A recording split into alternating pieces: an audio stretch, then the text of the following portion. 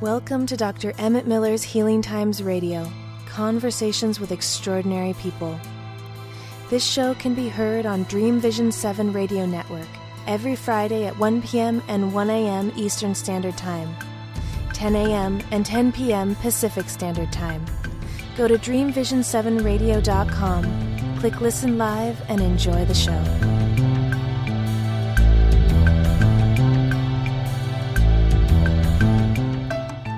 Hello, this is Dr. Emmett Miller.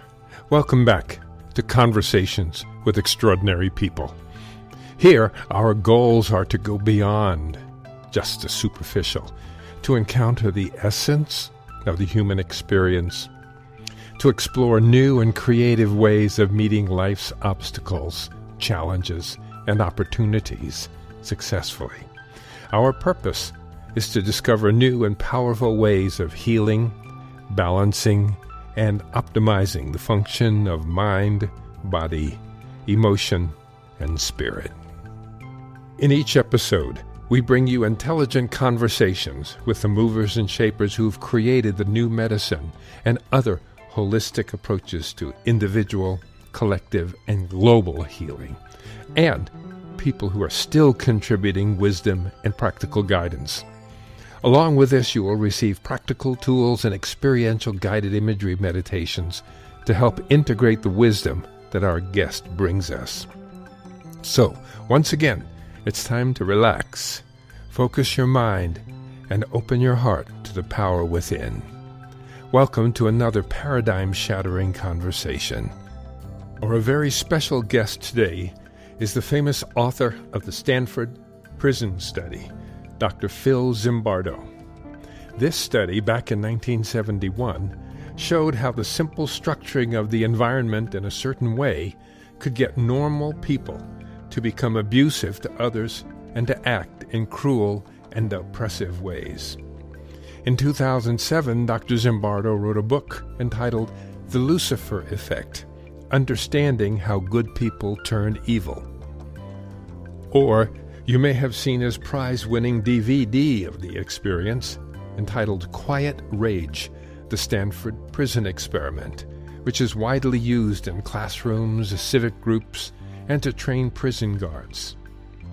Formerly chair of the Council of Scientific Society Presidents, representing more than 60 science, math, and educational societies with more than 1.5 million members, Dr. Zimbardo is here to visit with us today. And we're going to discuss his experiment, which he refers to as creating evil in the laboratory. And we're also going to talk about his current work, which involves finding ways to deal with this kind of evil and prevent it.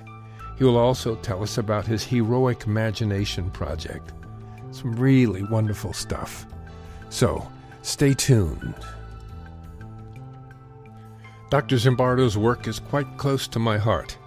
In fact, since those days long ago when I was a child living at the deteriorating edge of the ghetto in Brooklyn, New York, I was confused by the lies that my white friends in school used to fuel their hatred of Negroes.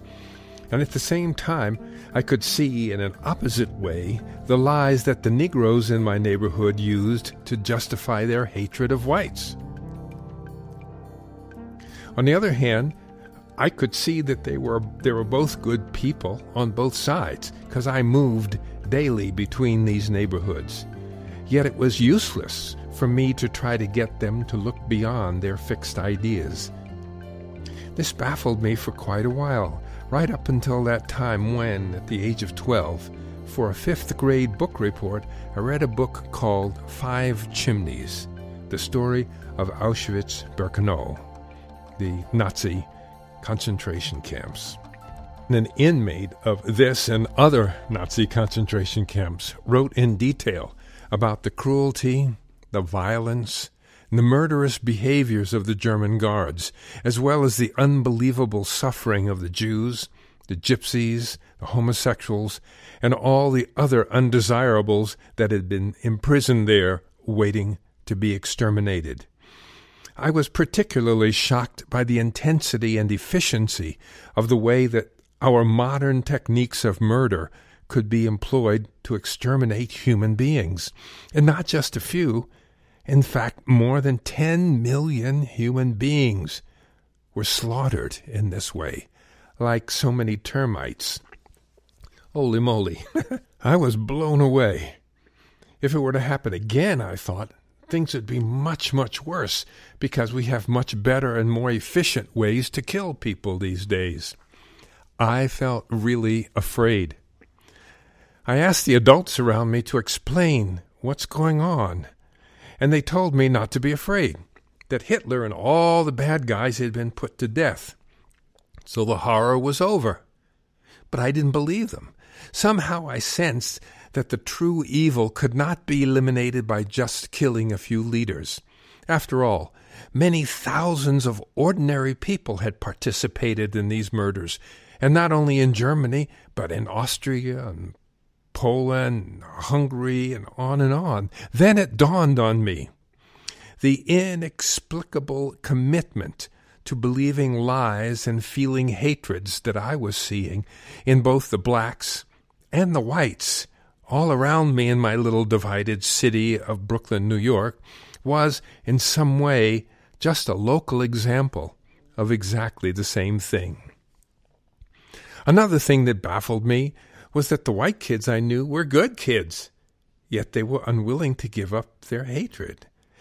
And though we had a great time together in school, not a single one ever invited me to his or her home the way they did the other white kids, not in 12 full years of school. And by the same token, the Negroes in the hood were good friends also, and yet they insisted on clinging to their negative beliefs. But at least I got invited to the parties.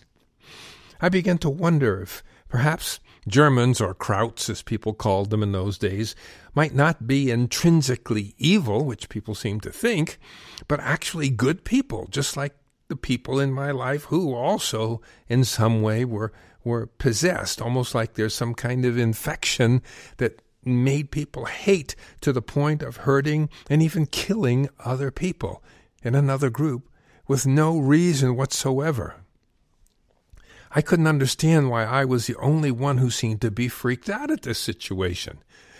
But I figured, in my youthful mind, if I was the only one who could see the problem, then maybe it was my duty to figure out how to solve it. In fact, one of my main reasons for studying science, mathematics, and finally medicine was to figure out how the world really worked and how people could learn to not be so cruel to each other. Of course, this was back in 1954, and as it turned out, of course, I wasn't the only one who'd had these kinds of thoughts and sensitivities.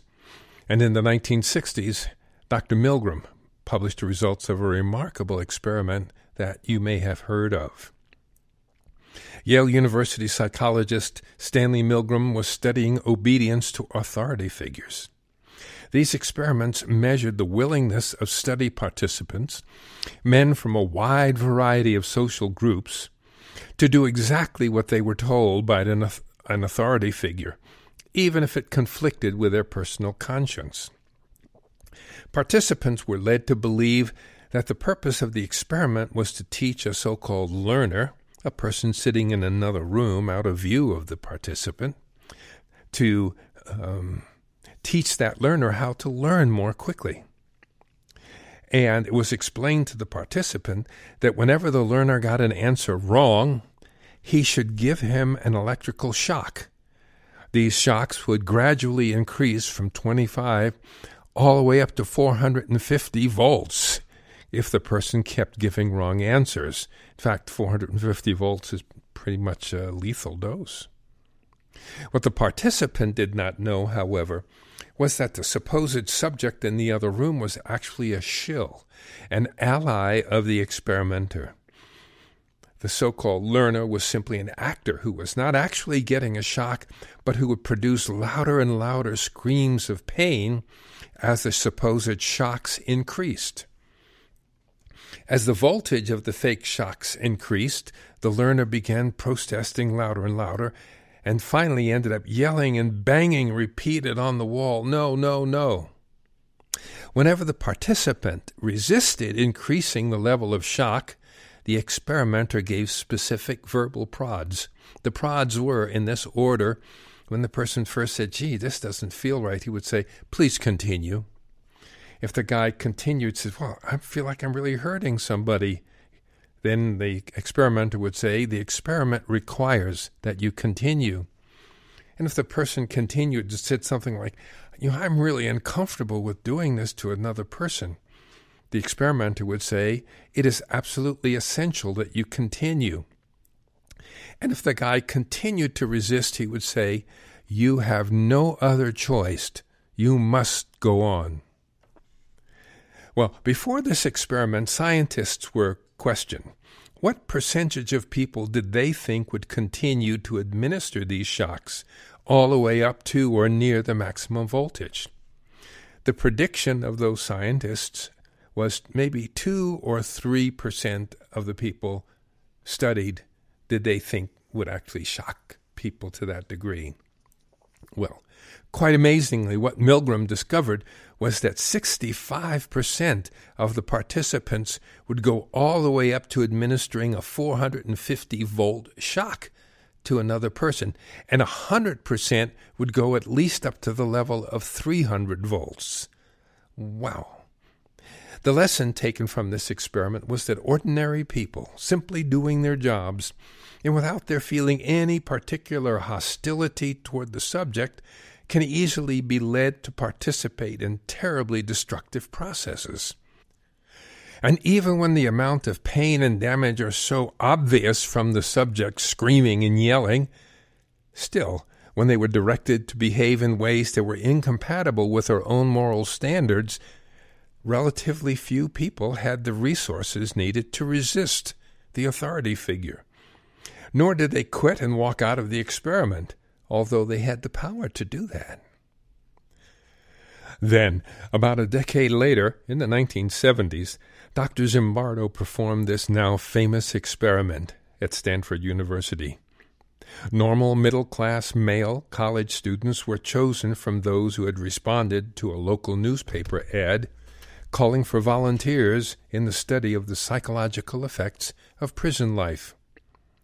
The students signed up to participate on this 2-week-long experiment and received psychological tests, and they were selected because they tested as basically being free of any psychological pathology. The participants were then randomly assigned to be either prisoner or guard. And then the prisoners were placed in a boarded-up corridor in the basement of Stanford's psychology department building. The prisoners lived in little cells of 3 or 4, and the corridor was the only outside place where the prisoners were allowed to walk, eat, exercise, or go down the hall to the toilet.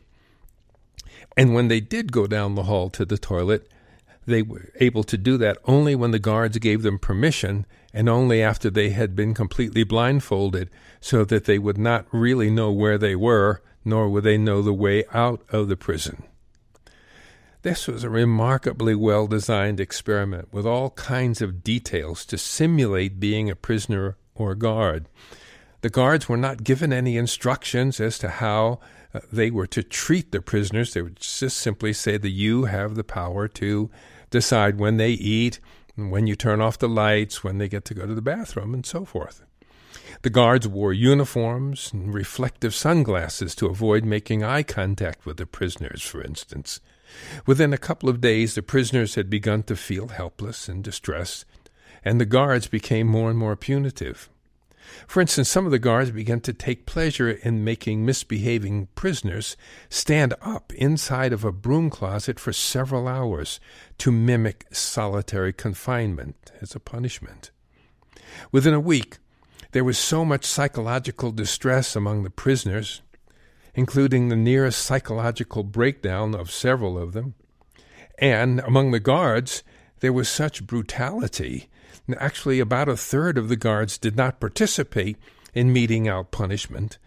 On the other hand, they never verbally objected to the very obvious cruelty of their fellow team members.